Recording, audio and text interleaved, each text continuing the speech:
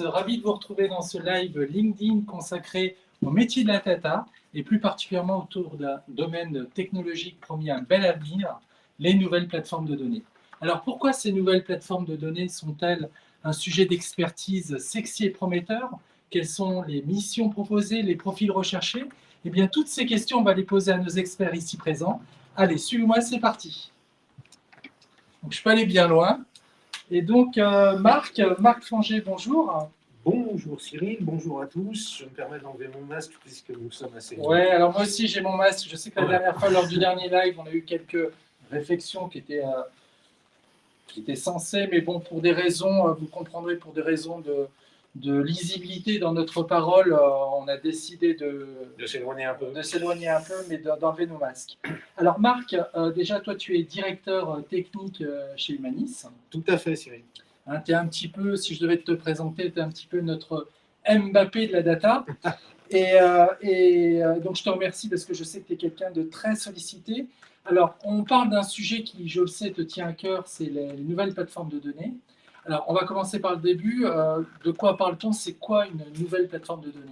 Alors, les nouvelles plateformes de données, c'est à l'identique ce que nous avions précédemment. La seule chose, c'est qu'on va intégrer un certain nombre de composants, puisqu'une plateforme de données est beaucoup plus large que ce que nous connaissions précédemment, à savoir des SGBD, des dataware, et puis plus récemment des data lakes. On va essayer de mettre ensemble ces moyens de stockage et on va rajouter sur ces nouvelles plateformes de données tout ce qu'il faut pour traiter le cycle de vie complet de la donnée depuis sa naissance ou son ingestion sur la plateforme, en passant par son traitement, sa préparation, son exploration, sa mise en qualité, son exposition, et puis en transverse, une brique de gouvernance. Donc, c'est un ensemble de composants qui vont fabriquer cette nouvelle plateforme de données. Un petit peu un all-in-one. C'est un all-in-one. Tout sous le même toit. Tout au même endroit, tout sur les mêmes technologies ou à peu près.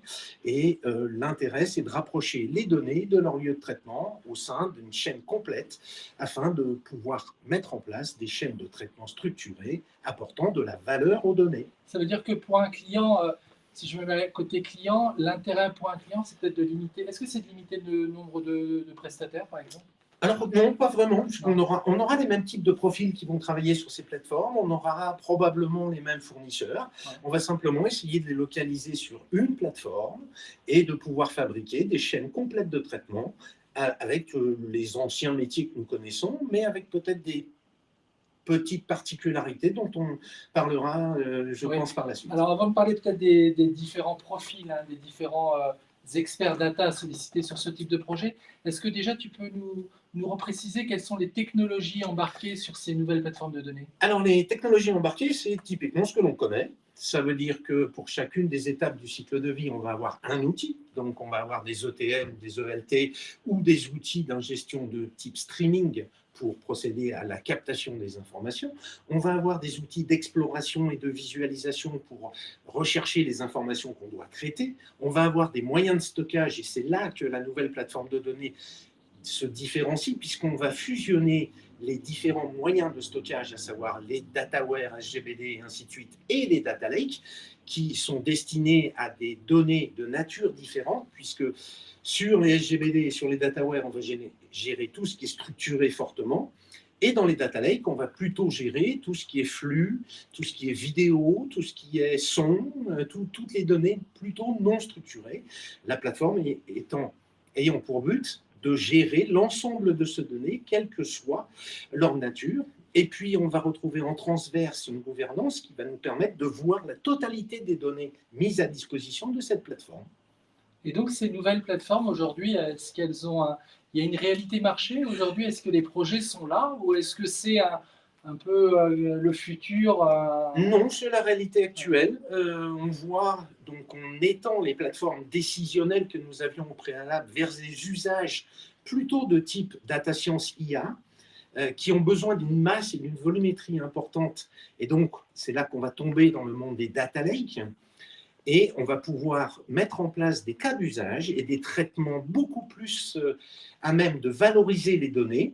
Et c'est là qu'on va tirer de la valeur de ces plateformes de données qui, jusqu'à présent, ne permettaient majoritairement que d'obtenir des indicateurs destinés à la gestion des entreprises. Aujourd'hui, on va pouvoir valoriser ces données en fabriquant de nouveaux produits, en fabriquant, on va dire, des indicateurs de tendance, des prédictions de panne, tout un tas de services nouveaux qui sont offerts par ces plateformes. Petite question parce que moi je ne suis pas du tout un spécialiste du sujet, mais j'ai cru comprendre que certains appelaient cela aussi les Modern Data Platforms. C'est la même chose? Alors, tout à fait. Ces nouvelles plateformes de données portent des noms différents en fonction du fournisseur à qui on s'adresse. Modern Data Platform est un acronyme, est un nom utilisé notamment par Microsoft pour présenter ce concept sur ses plateformes cloud. Chez d'autres fournisseurs, ça s'appelle par exemple un Data Lakehouse. C'est la contraction entre Data Warehouse et un Data Lake. Chez d'autres, ils ont appelé ça sobrement Data Platform. Et en fait, c'est le même nom, c'est le même concept, le but étant celui que je vous ai expliqué tout à l'heure. D'accord. Alors, là, on a des experts de la data qui nous écoutent. Et donc, tu nous l'as dit, en fait, c'est vraiment le sujet de demain. C'est vraiment ce qui est le plus prometteur, c'est ce qui offre le plus d'avenir pour les experts de la data. Alors, pour les experts de la data, on va dire ça provoque. La mise en place de ces plateformes provoque de légers changements dans le scope, on va dire, technique ou technologique qu'ils doivent être à même de supporter.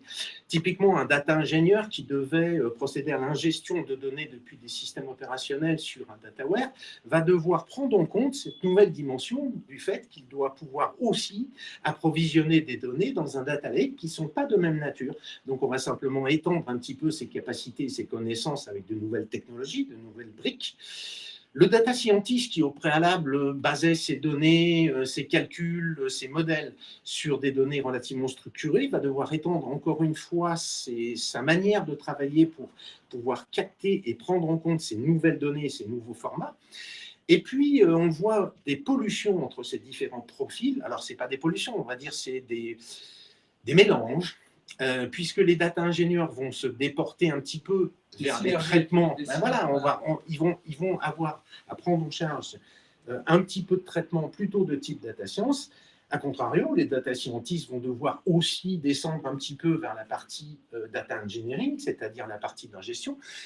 Les consultants DataVis, ceux qui sont en charge des dashboarding, du reporting et ainsi de suite, vont devoir appréhender de nouveaux concepts puisqu'ils vont avoir des données de nature différente à mettre en forme. Et puis, ces nouvelles plateformes de données, comme on les appelle, sont proposées majoritairement dans le cloud.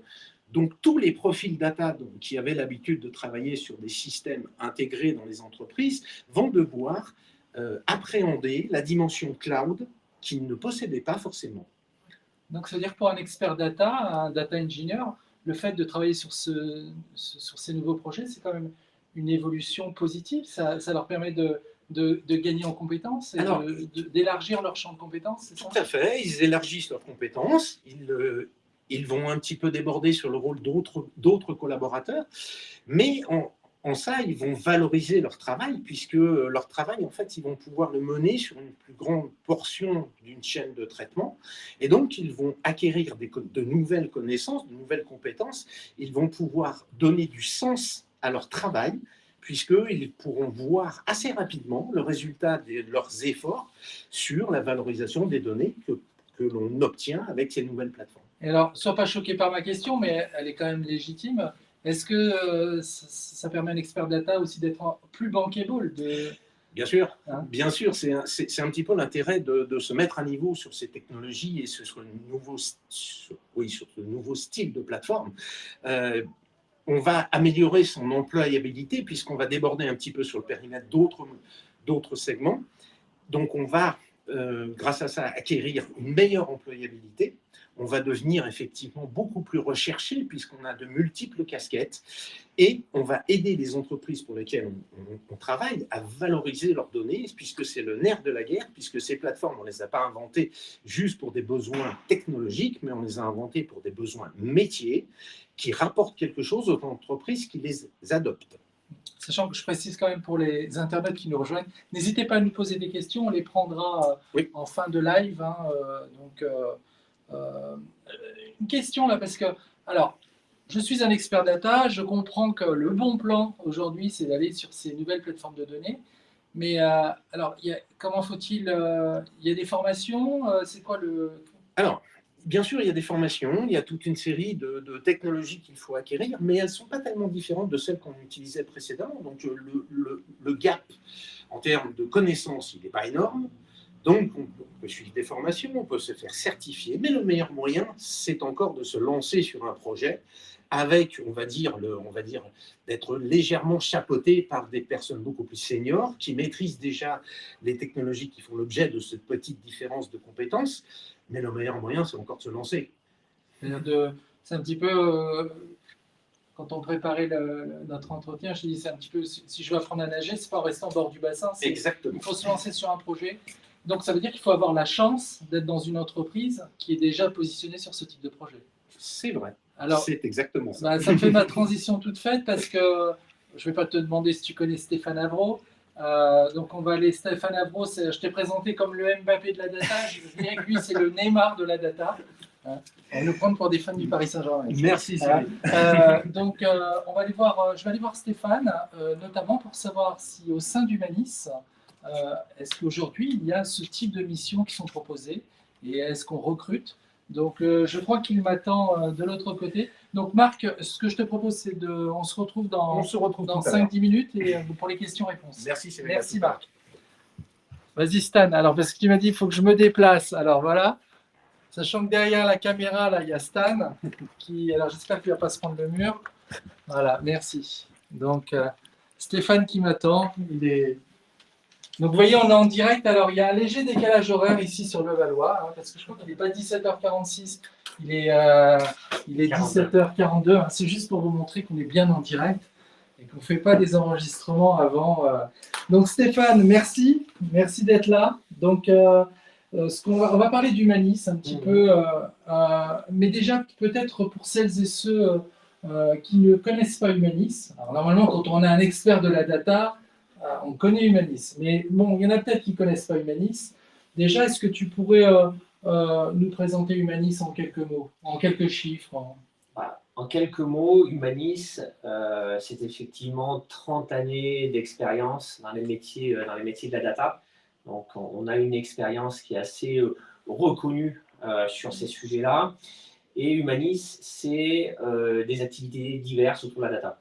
Moi, je représente effectivement l'entité conseil, et donc c'est l'expertise, c'est l'excellence technologique autour des métiers de la data, des solutions de la data, et c'est aussi la capacité à mettre en œuvre différentes typologies de projets.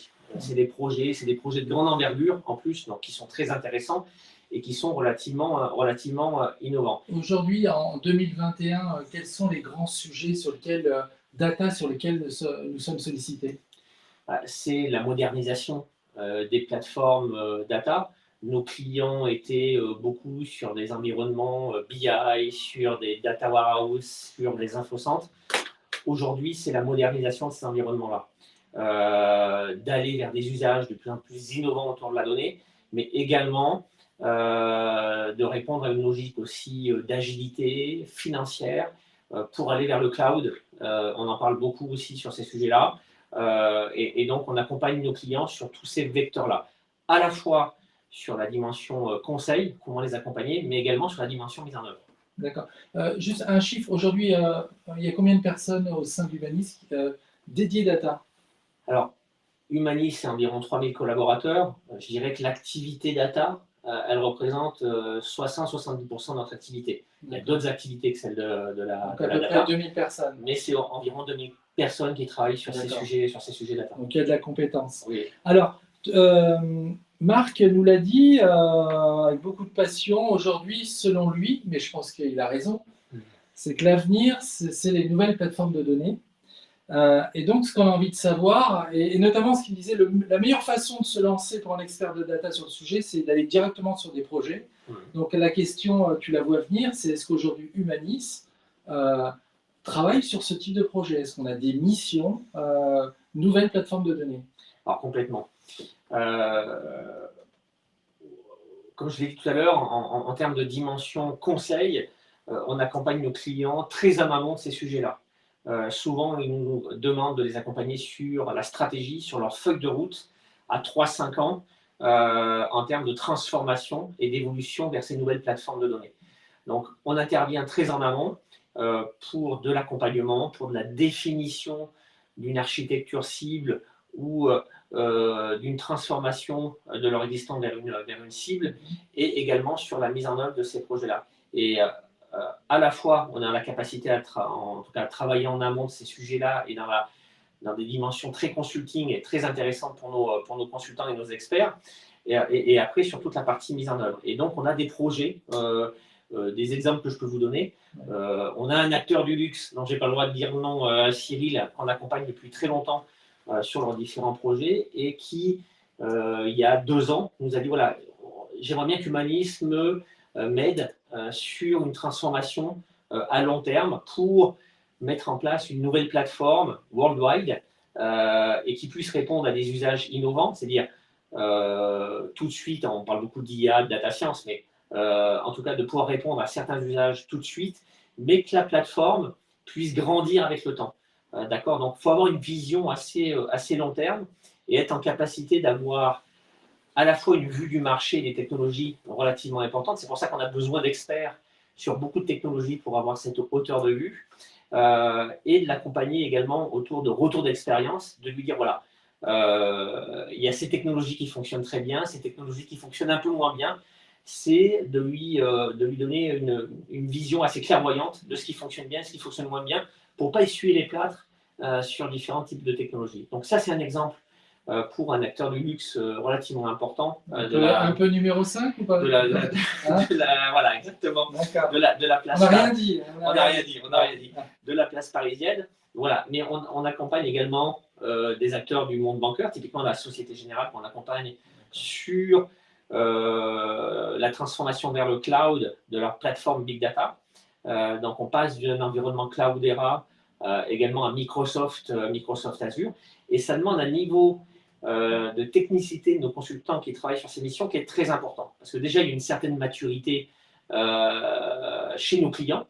Les architectes, ils sont très compétents. Et donc, il faut que nous, on leur apporte une valeur. Et donc, un niveau de technicité, de compétence qui est relativement élevé. Et vous imaginez bien une banque qui va dans le cloud, faut qu'on réponde à des logiques de compétences sur des plateformes, mais également sur la partie sécurité, qui est très très important. Donc, ça donne des exemples de missions très intéressantes, à la fois sur le conseil, mais à la fois sur la mise en œuvre. Après, on a d'autres exemples. Effectivement, on a un spectre de missions et de projets qui est très large sur la partie technologie. Un autre acteur des éditions qu'on accompagne sur une plateforme AWS complète pour leur nouvelle plateforme de données. Donc, et également… Basé à Orléans, non? Non, pas du tout. basé à Paris. Mais et typiquement un autre acteur de la cosmétique breton qui est également très important et qu'on accompagne sur une plateforme GCP Google de manière complète. Ce qui fait qu'on est capable de donner une palette technologique très importante à nos clients. Et lorsqu'on travaille justement sur des accompagnements, sur des benchmarks, on est capable de le guider à la fois par notre compétence, mais également par les projets qu'on a mis en œuvre pour leur apporter une réponse qui est très pragmatique. On n'est pas dans une logique état de l'art et très conceptuelle, on est vraiment dans le pragmatisme absolu. Tout à l'heure, tu me disais on a à peu près plus de 2000 personnes dans la data.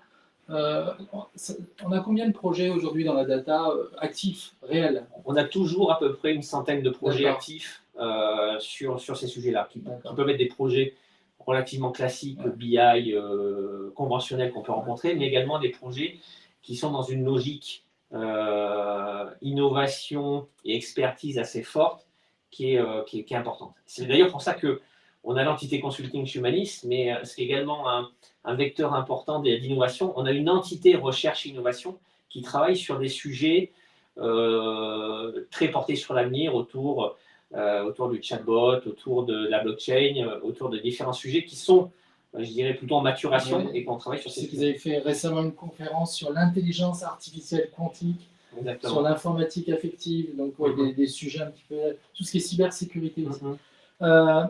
En t'écoutant, tu l'as dit à plusieurs reprises, les profils sollicités sur ces projets, j'allais dire modern data platform, des nouvelles bases de données, il faut quand même des gens expérimentés. C'est pas le premier venu que l'on va mettre sur ce type de projet. Alors, effectivement, côté conseil et consulting, on recherche des profils qui ont un niveau de seniorité et d'expertise qui n'est pas forcément lié à l'âge, qui est relativement important.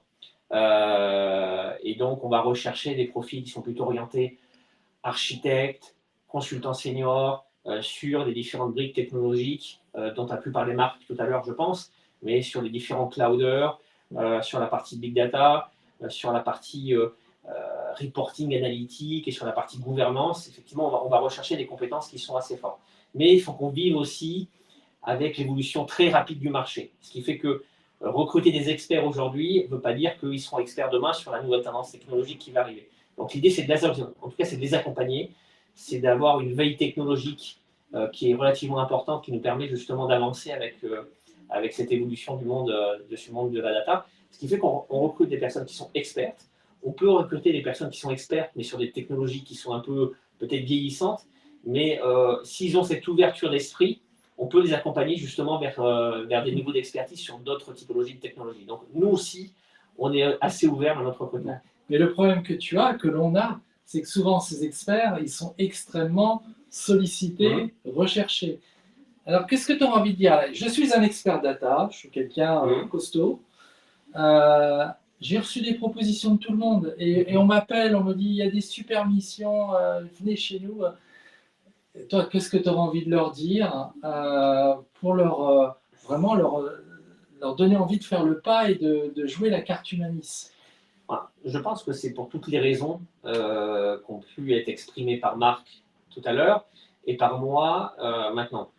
Je pense que la dimension cabinet de conseil et intégrateur, la capacité à mettre en œuvre des projets, c'est déjà un premier positionnement intéressant. C'est-à-dire qu'on n'est pas que dans l'approche conseil auprès des clients, mais on est capable de se nourrir des projets qu'on met en œuvre. Et l'autre élément intéressant, c'est qu'on propose à nos consultants une palette de missions et de capacités de travailler sur des missions différentes qui est très importante. Aujourd'hui, la vie ma vie d'un consultant senior ou expert chez Humanis, elle est très riche. C'est-à-dire, il ne va jamais faire la même chose le lundi, le mardi, le mercredi, le jeudi, le vendredi. La capacité à travailler sur des missions différentes, sur des missions d'avant-vente ou très en amont des sujets, et également de travailler sur des projets. C'est-à-dire qu'il ne va pas que travailler en amont du sujet, mais il va accompagner le projet sur lequel, en tout cas, on a fait de la mission de conseil, c'est-à-dire de venir apporter un support très important. Et puis, autre élément qui est également important, c'est que lorsqu'on recrute des experts, c'est qu'on leur donne également une casquette de mentor chez Humanis. C'est-à-dire que si quelqu'un arrive avec une notion de leader technique sur une technologie, il va avoir la responsabilité de faire monter en compétence toute une communauté et d'assurer cette montée en compétence au travers de vidéos comme on est en train de faire aujourd'hui, mais au travers également d'animation de communauté, au travers de moyens technologiques collaboratifs qu'on connaît tous, mais voilà, et puis même d'aller vers des logiques de meet-up interne, de meet-up externe, sur cette en tout cas, démonstration d'expertise et de reconnaissance. Donc, effectivement, il y a un panel d'activités. C'est-à-dire que si quelqu'un a peur de s'ennuyer, il peut venir chez Humanis, en tout cas, il aura un panel d'activités relativement important. Ce qui est sûr, après, l'idée, c'est pas d'aller vendre un 5 pièces et que les gens arrivent en disant c'est un 3 pièces ici. C'est ça. Mais ce qui est sûr, c'est que je pense que si on peut dire que chez Humanis, alors c'est peut-être pas très bien de le dire comme ça, mais moi je trouve qu'on respire, on transpire data. On sent qu'on est dans une entreprise avec une forte expertise data et même les clients, on le voit sur les salons, je pense qu'ils nous utilisent souvent pour comme guide.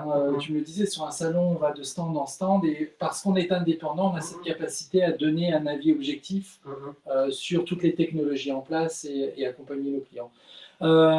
Pour celles et ceux qui nous rejoignent, nous sommes en direct depuis le siège d'Humanis à Levallois, donc sur ce live consacré au métier de la data autour de la nouvelle plateforme de données. Donc là, ce que je te propose, Stéphane, c'est qu'on va répondre aux questions qui nous sont posées. J'espère qu'il y en a. En toute transparence, on n'a rien à cacher. L'idée étant, c'est que vous en sachiez plus sur Humanis et sur nos différents métiers autour de la data. Donc, Stéphane, on va aller retrouver Marc. Et puis, j'ai une invitée aussi, tu verras, mais je crois que tu la connais. Hop, je prends ça. Alors, Stan, bon, ça va, c'est pas trop loin. En même temps, ça vous permet de voir nos locaux, l'ambiance, et vous verrez si on a la chance d'avoir des jolis locaux dans une bonne ambiance. Donc, ça aussi, c'est important, je pense, hein, de le dire. Alors, vous nous attendez studieusement. Donc là, en fait, ça, c'est l'amphi qu'on utilise habituellement pour faire des formations. On fait bien des éditeurs, bon, un peu moins actuellement, mais voilà. Et donc, on a le plaisir d'accueillir une nouvelle invitée. Elle est au perché. Voilà. Donc, je vous présente Marie Benoît. Donc, Marie, bonjour. Bonjour Cyril. Donc, tu es notre responsable recrutement Île-de-France. Et donc, ça nous a semblé important que tu sois là si jamais il y a des questions liées au recrutement. Tu es la mieux placée pour répondre. Donc, on va voir si on a des questions. Alors, ça va être la surprise, sachant que on m'envoie les questions par SMS. Ah, je vois qu'il y a une première question. Alors, je ne sais pas pour qui, hein, je la pose à la cantonade. Hein. Est-ce qu'un business analyst, est-ce qu'il peut être un expert de la data? Alors, je pense qu'un business analyst, c'est avant tout un expert de la data parce que qui dit business, en tout cas dans la stratégie dans les stratégies qu'on mène avec Marc sur les différentes missions, toute la partie connaissance du métier et connaissance du business est en tout cas la première brique pour trouver de la valeur sur des sujets data. C'est-à-dire que ce n'est pas que les experts techniques qui arrivent à ressortir de la valeur, c'est avant tout quelqu'un qui connaît bien son métier. Et nous, notre travail, c'est de lui donner tous les outils, toute la plateforme, toute la mise en forme de données qui va lui permettre, en tout cas, d'en ressortir la substantifique moelle qui est derrière tout ça. Donc, effectivement, quelqu'un qui est business analyst est un expert de la data par sa connaissance du métier. Et nous, notre métier, c'est de lui faciliter la vie derrière. Mais oui, tout à fait, c'est un expert de la data. D'accord. Marc, tu veux rajouter quelque chose? Non, je suis entièrement d'accord avec ce que dit Stéphane.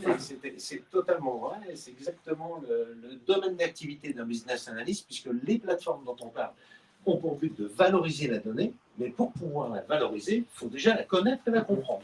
Et c'est le rôle du business analyst. Très bien. Question suivante. Ça fait un peu jeu. Je ne vais pas dire les jeux de 20 heures parce que ça fait un peu vieux, mais est-ce que le métier de data engineer et de data scientist sera remplacé par un seul métier, data expert ou autre? Je vais prendre celle-là. Alors, il y a quelques temps, effectivement, j'avais une passion, c'était d'expliquer ce qu'était un data ingénieur full stack. Au même sens qu'on a des Java ingénieurs full stack, le data ingénieur full stack est un profil atypique que l'on commence à rechercher, qui cumule l'ensemble des métiers séparés, c'est-à-dire qu'il est à la fois data ingénieur, data scientist, il fait un petit peu de data viz, et puis il fait l'exploration, la mise en qualité.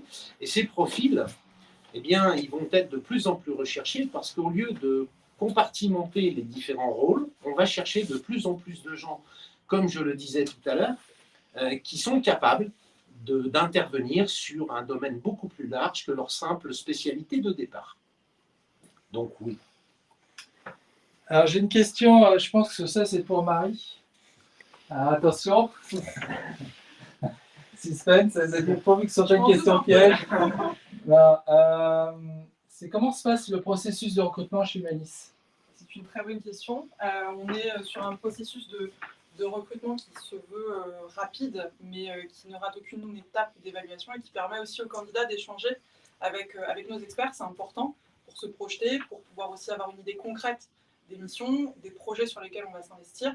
Donc c'est un processus en 3 étapes, avec toujours un contact RH qui peut être le premier contact ou qui peut intervenir en deuxième étape du processus. Un deuxième rendez-vous qui va être plutôt un rendez-vous de qualification, qui va vous permettre d'échanger généralement avec des gens qui ont une connaissance technique. Et enfin, un troisième rendez-vous de validation qui a vraiment vocation à finaliser votre processus et valider votre candidature chez nous et à vous faire une proposition généralement pour rejoindre les équipes. Très bien. Est-ce que quelqu'un qui est adepte de la BI peut se fondre facilement dans les métiers de Big Data? Je vais essayer de répondre. Alors oui, bien évidemment, c'est la même destination fonctionnelle de faire du décisionnel dans le monde de la BI, donc la business intelligence, et le big data. C'est simplement la nature des données qui va changer. On ne va pas traiter les mêmes informations. La volumétrie qui va changer. On va traiter beaucoup plus d'informations. Et puis, la nature des traitements qu'on va faire subir. Mais il n'y a pas vraiment, et ce n'est pas une révolution, ça va être une simple évolution que de passer d'un métier traditionnel BI vers le monde du big data, c'est simplement la volumétrie, puisque big data veut dire au sens strict données massives. Ouais, Marc, d'ailleurs, on avait l'habitude des personnes qui pensent qu'on oppose ces deux mondes, alors qu'en fait, ce n'est pas du tout une opposition de ces deux mondes, hein, c'est une évolution naturelle. En tout cas de la BI peut-être vers le Big Data, et c'est d'ailleurs pour ça qu'on parle de moins en moins de Big Data au final, pour parler de ces nouvelles plateformes de données, parce que ça va englober à la fois des usages qu'on pouvait retrouver sur la BI avant, et également des usages innovants qu'on peut retrouver sur les plateformes Big Data qui ont été mis ces dernières années. Donc au final, ce n'est pas deux mondes qui s'opposent, c'est une évolution naturelle, et au final, les consultants qui ont des compétences BI, on les a naturellement amenés vers ces logiques de nouvelles plateformes de données, parce qu'on ne fait toujours que traiter de la donnée en amont et la préparer, et de pouvoir l'exposer pour des usages qui peuvent être anciens par rapport à la BI et ce qu'on pouvait retrouver, mais également assez nouveaux autour de la valorisation, l'exploration, de la data science, et même de plus en plus l'exposition de la donnée. Donc, en fait, justement, sur la partie, c'est ce qu'on disait tout à l'heure, sur la partie profil qu'on amène et qu'on recherche, des personnes qui essaient sur la BI avec des niveaux d'expertise sur la BI, on sait les amener vers ces nouvelles logiques. J'ai une question qui dit: j'habite Dunkerque, est-ce que vous recrutez sur Dunkerque? Oui, on recrute sur toute la France. Donc, on a des opportunités sur l'ensemble du territoire, et le site Carrière d'Humanis d'ailleurs les met assez bien en valeur. Donc, si vous voulez faire une recherche géographique, c'est possible. Et d'ailleurs, je pense qu'on est un des acteurs français sur la data qui a en tout cas la plus grosse activité sur le territoire français, et avec une implantation régionale qui est très très forte. Donc effectivement, on recrute des profils et des personnalités qui sont sur les différentes régions, et effectivement, vous pourrez aller voir sur le site Humanis, on a une implantation qui est relativement fournie sur toute la France. Alors, ensuite, j'ai une question. Est-ce que vous mettez, je regarde la caméra, moi. Est-ce que vous mettez le data stewardship dans le data expert full stack? Alors je vais répondre. Le data steward, c'est la personne qui va s'assurer de la mise en qualité des informations. Oui, il peut faire partie de ce profil data ingénieur full stack, puisque le data ingénieur full stack, vous l'avez compris maintenant, c'est une personne à même d'intervenir sur chacune des étapes du cycle de vie, dont fait partie la mise en qualité, l'exploration et la préparation. Donc oui, tout à fait. La big data, on dit la big data ou le big data? Là où on peut dire les deux. La big data est-elle pertinente et exploitable pour les ETI et PME? Marie. Je te remercie. Pour les ETI et les PME, je dirais oui, dans l'absolu, bien sûr, rien ne l'empêche. Simplement, le coût d'une plateforme big data ne sera pas forcément en adéquation avec la valeur que je vais pouvoir retirer, tout simplement parce que la valorisation de la donnée que je peux avoir n'est pas, j'ai pas la volumétrie suffisante pour tirer de la valeur immédiatement, on va dire, avec un ROI suffisant pour une petite structure. Les plateformes big data ont un coût, il faut le savoir, elles nécessitent de l'expertise, ça veut dire que c'est relativement difficile à mettre en œuvre, et une petite structure n'aura pas forcément la taille critique et la masse suffisante d'informations à même d'implémenter une plateforme big data. Alors j'ai une question, alors on peut utiliser le joker, hein. On me demande si on est bien payé chez Humanis. Alors, Je ne sais pas si on est bien payé chez Humanis. En tout cas, on recrute des consultants et des experts à leur juste valeur. Et aujourd'hui, dans le mandat qui m'est donné pour faire évoluer le conseil Humanis avec un niveau d'expertise qui est très élevé, on recrute forcément des architectes, des consultants qui ont des niveaux d'expertise et de seniorité relativement élevés, et on les recrute à des niveaux salariales qui sont assez élevés. C'est-à-dire On arrive, je vais dire très simplement, on est sur des fourchettes entre 70 000 euros par an et 100 000 euros par an, voire même plus en fonction des expertises qui peuvent se retrouver assez rarement. Donc effectivement, on a des niveaux salariales, mais qui sont en relation avec les prix du marché. On n'est pas sur une logique de recruter forcément que des profils qui ne sont pas à un niveau de salaire élevé. On sait très bien comment valoriser en tout cas des typologies de profils et leur rareté sur le marché. Donc on les recrute. Oui. On les recrute à juste leur valeur. prix, Et donc ouais. aujourd'hui, il y a des profils qui sont autour des 100 000 euros, voire même un peu plus. Ouais. Et on n'a aucune difficulté à les recruter et à leur trouver des missions et des projets. Alors, j'ai une question écrite Marie. Est-ce que vous offrez des stages d'observation pour les lycéens? Écoutez, c'est une très bonne question. Alors, on est en capacité, plutôt sur les fonctions qu'on appelle staff, donc plutôt les fonctions autour des ressources humaines, autour du commerce, autour de la finance, plutôt les fonctions support, on est en capacité d'offrir des stages d'observation pour des lycéens. Après, dans la mesure de nos capacités d'accueil aussi, et en considérant le contexte actuel, mais oui, c'est possible, et on peut tout à fait vous accueillir. Oui, on peut même élargir sur les alternances. En effet. Oui. On prend des alternants. Ça fait ouais. Et on essaye même derrière un alternant, une alternance réussie, c'est souvent un CDI à la clé. Et idem pour les stagiaires. Parce que pour nous, l'enjeu, c'est d'accompagner aussi des jeunes diplômés, des étudiants, et les intégrer dans les équipes. Et là aussi, à qui faut-il envoyer son CV? Je suis alternant ou lycéen. Alors, lycéen, il est court généralement le CV. Non, mais c'est un CV qui peut nous être adressé, encore une fois, soit par le site Humanis, via le site carrière de l'entreprise. Si vous êtes en recherche d'un stage ou d'une alternance, ces offres, elles sont publiées, donc vous pouvez candidater sur une offre. Et si vous cherchez un stage d'observation, c'est vrai que là, on ne va pas publier d'offre, donc je vous invite à faire une candidature spontanée. Il y a un petit bouton pour ça aussi. Y a-t-il une évolution dans les langages de programmation utilisés par ces plateformes? Par exemple, moins de Java, mais plus de Scala. Je vais prendre cette question qui est très technique, évidemment. Elle s'adresse à moi. Alors, Java et Scala sont des langages concurrents. Il n'y a pas forcément d'adoption majoritaire de Scala ou de Java. Les gens qui utilisent ce genre de langage le font habituellement à l'aide d'une technologie. Ils sont adossés à un moteur d'exécution parallèle qui s'appelle Spark.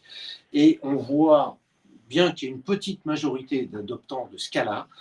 À l'heure actuelle, la tendance est de remonter un petit peu la participation de Java.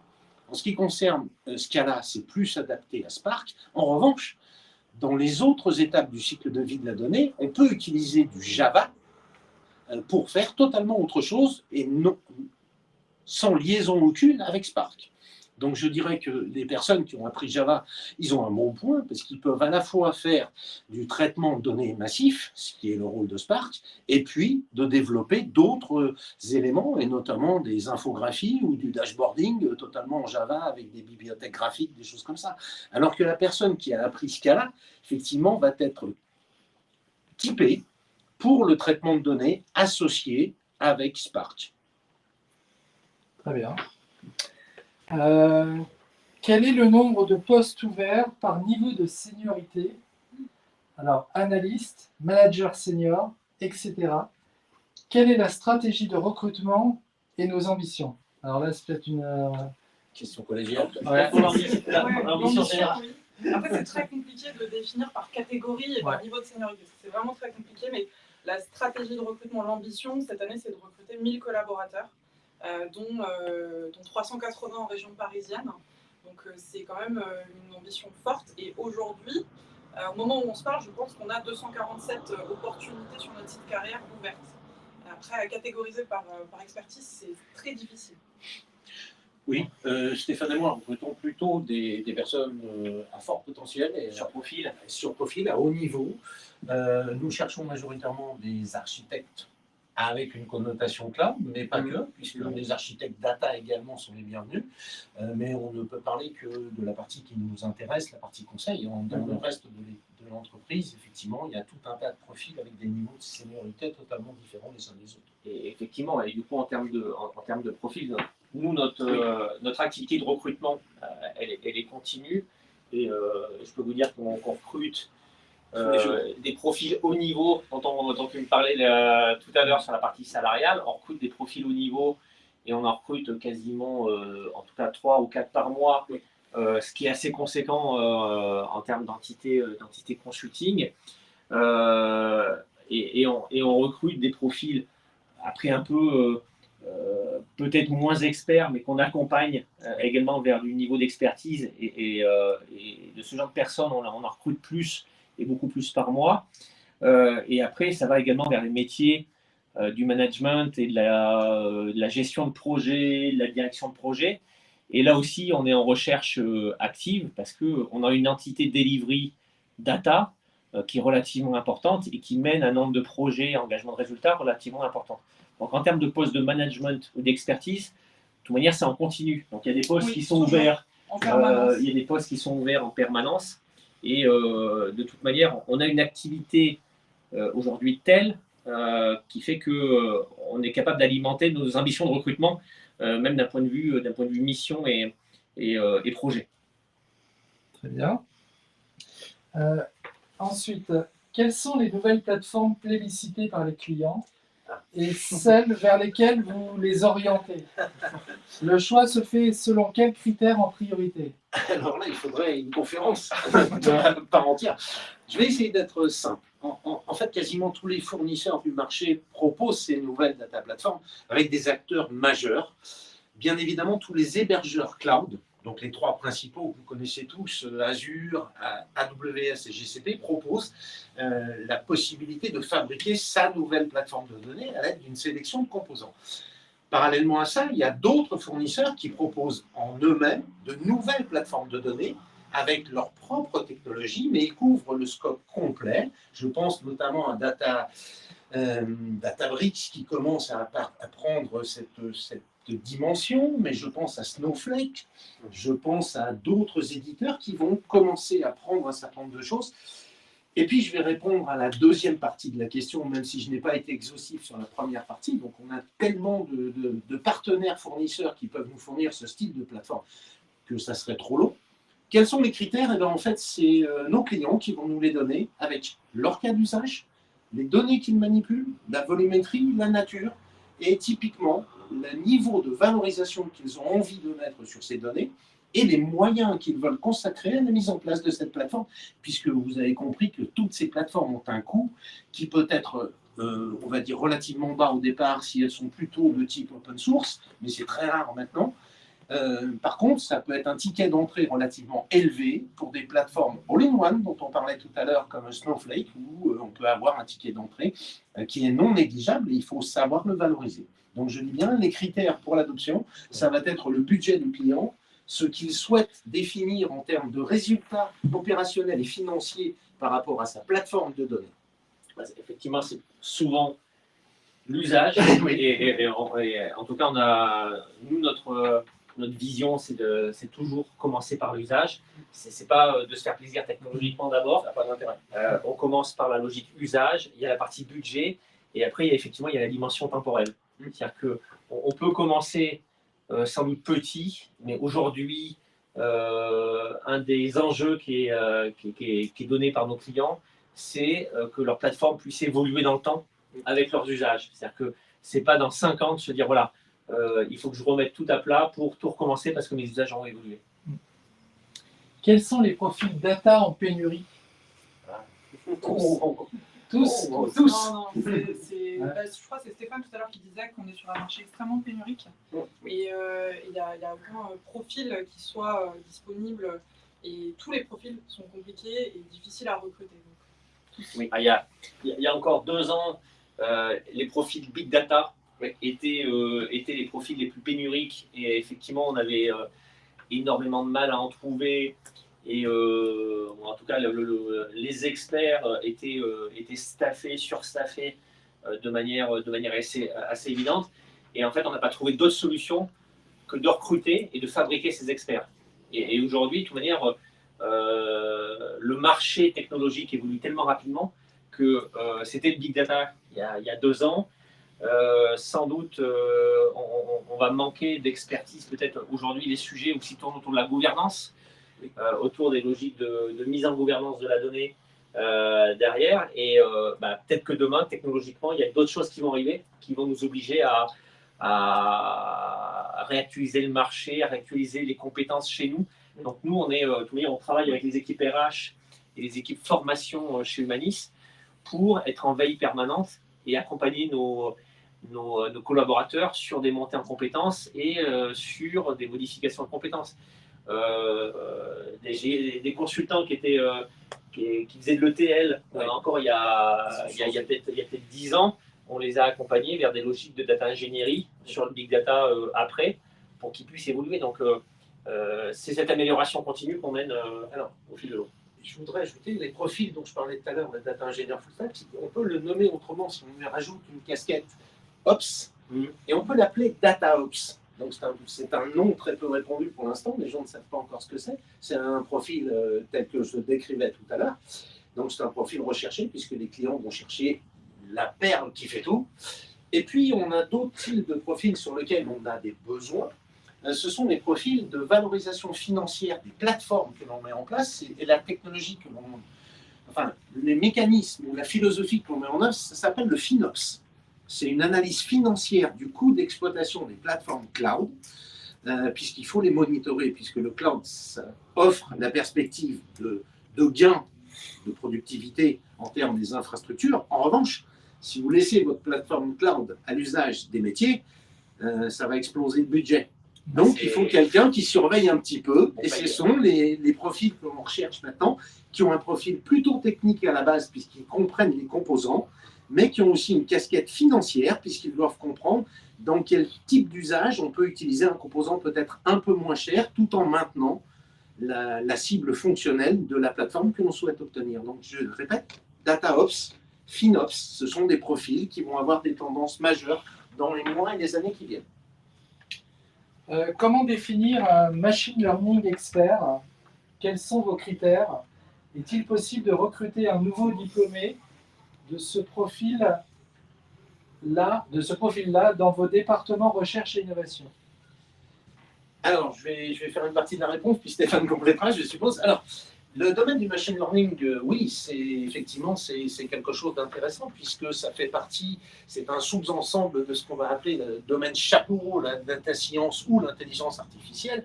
Le machine learning, c'est un type de traitement.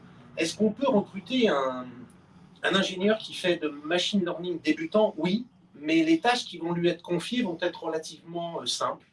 On ne va pas lui demander de phosphorer sur des modèles complexes, puisqu'il normalement, il n'a pas vu suffisamment de typologie de modèles pour les implémenter, pour même les concevoir. Donc, on va lui demander de se cantonner à des modèles de machine learning relativement simples, existants, d'adapter les données pour qu'elles puissent rentrer dans son modèle et d'expliquer les résultats. Ça, c'est le type de job qu'on va pouvoir lui donner.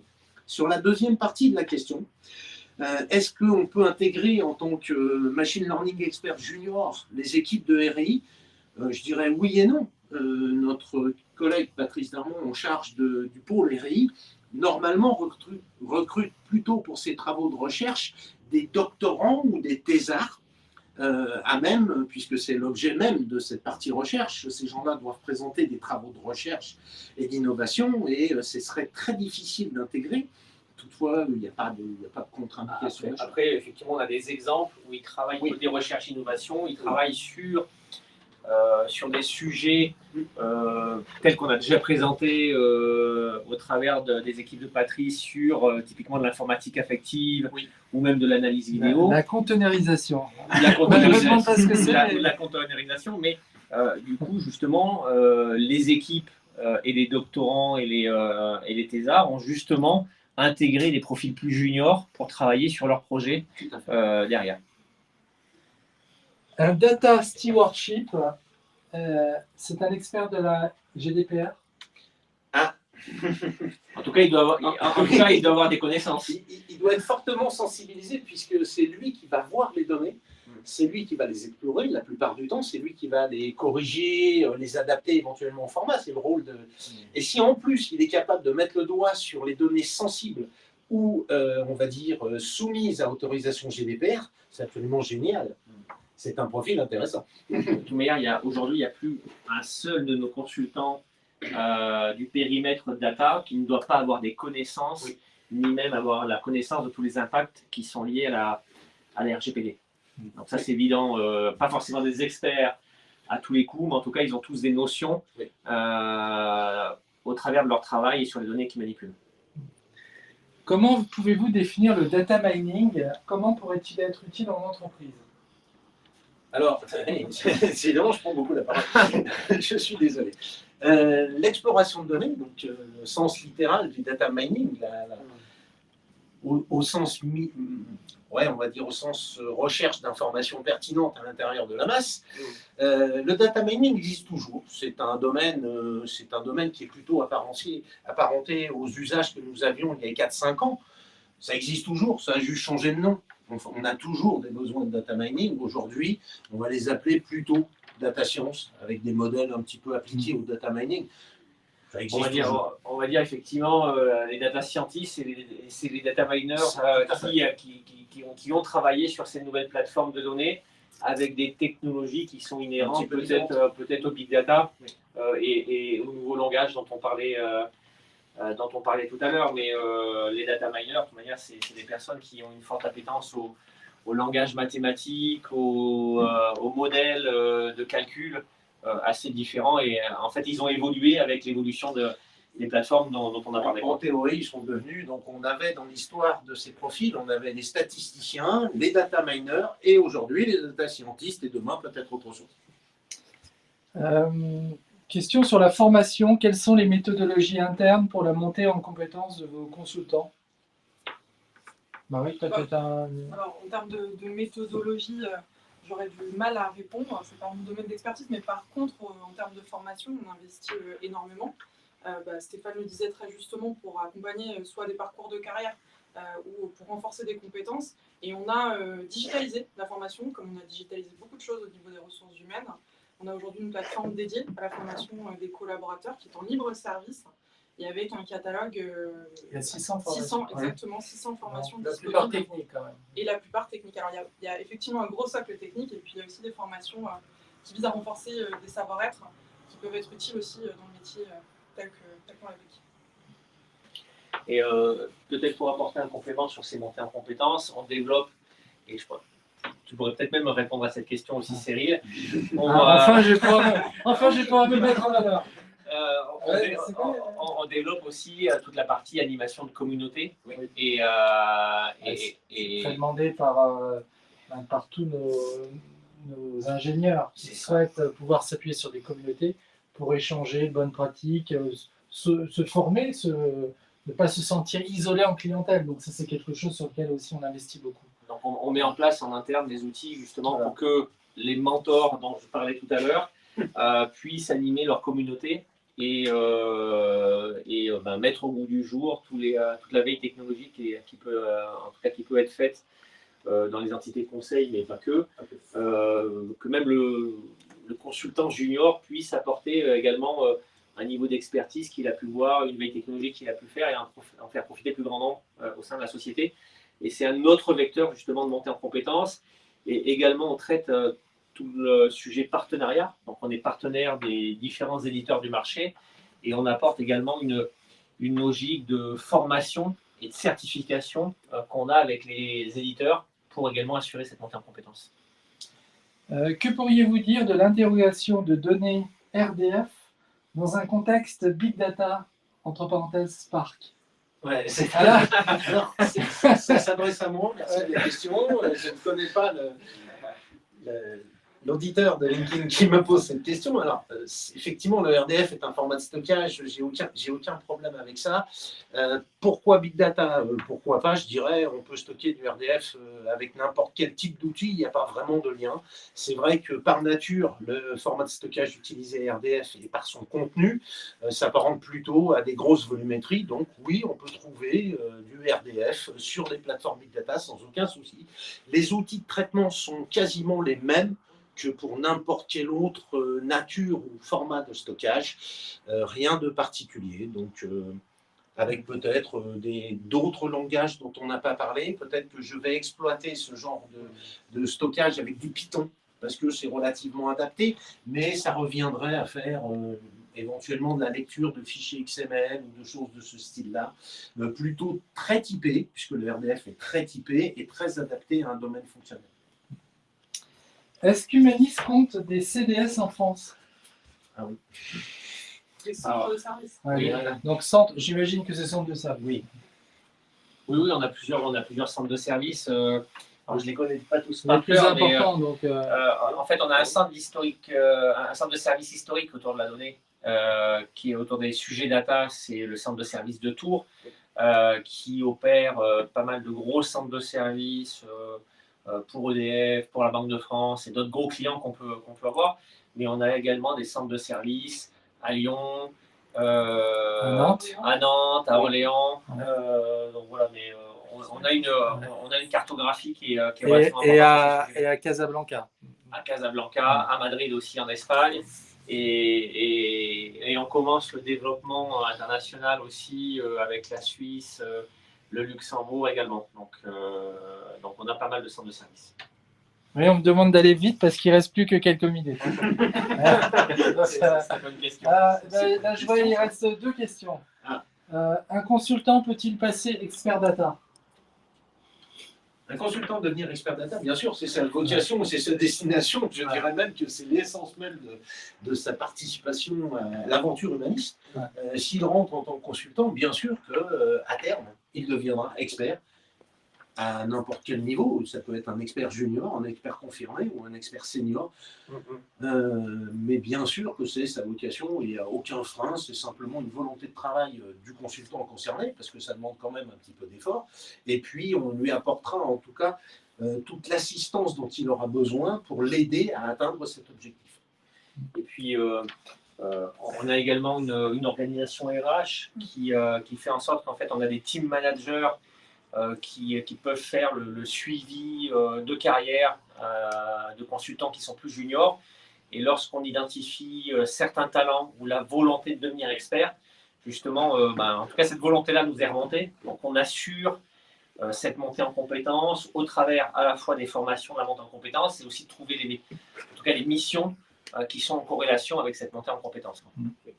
Dernière question, quelle est la meilleure formation pour devenir data engineer? La meilleure formation pour devenir data ingénieur, c'est n'importe quelle université qui propose un cursus data ingénieur, voire, puisqu'ils sont plus nombreux, tous les cursus data scientist. Il y a plein d'écoles et d'universités qui ont fait des cursus data scientist. Cela étant, ce que vous apprenez dans un cursus de data scientist, vous avez ce qu'il faut pour devenir data ingénieur. Donc rien de particulier. Tous les cycles universitaires sont adaptés à ce style de profil, sans valorisation particulière. On peut commencer à devenir data ingénieur à partir d'un BTS professionnel, la plupart du temps. Il y a des métiers, j'en ai vu quelques-uns, il n'y a aucun souci là-dessus.